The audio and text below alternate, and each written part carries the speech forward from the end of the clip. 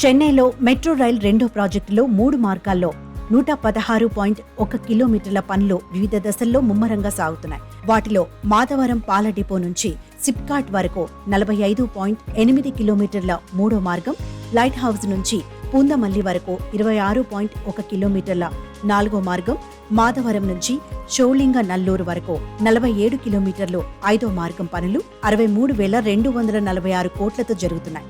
ఈ మార్గాల్లో 119 metro railway స్టేషన్లు ఏర్పాటు కానున్నాయి. ఈ పనులను 2026 సంవత్సరాంతానికి పూర్తి చేయాలని చెన్నై మెట్రో రైల్ లిమిటెడ్ లక్ష్యంగా పెట్టుకుంది.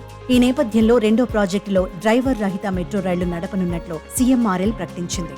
డ్రైవర్ రహిత మెట్రో రైల్ 2025 ఆగస్టు నుంచి పట్టాలపైకి ఎక్కనుంది. ఈ విషయమై సీఎంఆర్ఎల్ అధికారులు మాట్లాడుతూ రెండో విడత మెట్రో రైల్ పథకంలో 3 పెట్టెలతో 138 రైళ్లు నడపనున్నామని తెలిపారు. ఈ రైళ్ల తయారీ 3 సంస్థలకు అప్పగించామని తెలిపారు. ఆటోమేటిక్ ఏఐ టెక్నాలజీతో GPS, signal reading, timing sequence తదితర సాంకేతిక పరిజ్ఞానంతో ఈ రైళ్లు నడుస్తాయన్నారు. అలాగే ఈ మెట్రో రైళ్లకు ఎల్సీడీ స్క్రీన్ ఏర్పాటు చేశామని తెలిపారు. ఈ రైళ్లు ప్రజల అందుబాటులోకి తీసుకొచ్చేందుకు ముందుగా ఏడాది పాటు వివిధ దశల్లో ట్రయల్ రన్ నిర్వహిస్తామని తెలిపారు. మరో నెల రోజుల్లో తొలి డ్రైవర్ రహిత మెట్రో రైల్ తయారీ పూర్తవుతుందని, అనంతరం ట్రయల్ రన్ నిర్వహిస్తామన్నారు.